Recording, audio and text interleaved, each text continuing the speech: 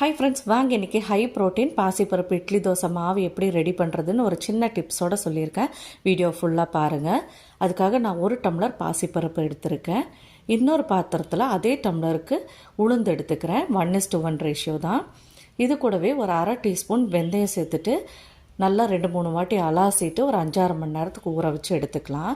இந்த மாதிரி அரைக்கிற போது நீங்கள் கொஞ்சம் கொஞ்சமாக அரைச்சி எடுத்துக்கிட்டிங்கன்னா ஃப்ரிட்ஜில் ஸ்டோர் பண்ண தேவையில்லை அண்ட் ஃப்ரெஷ்ஷாக சாப்பிட்ட மாதிரியும் இருக்கும்.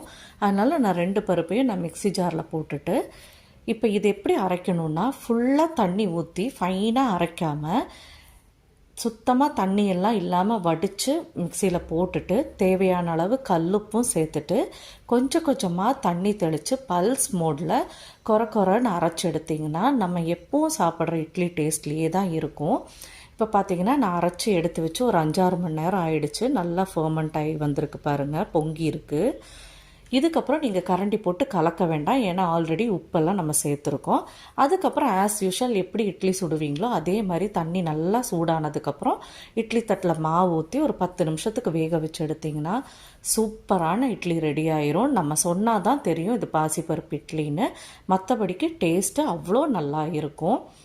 பார்த்திங்கன்னா கொஞ்சம் கூட துணியில் ஒட்டாமல் சூப்பராக வந்திருக்கு பாருங்கள்.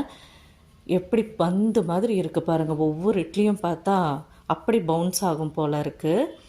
இதே மாவில் இன்னும் கொஞ்சம் தண்ணி ஊற்றி டைல்யூட் பண்ணிவிட்டு நான் தோசையும் சுட்டிருக்கேன்.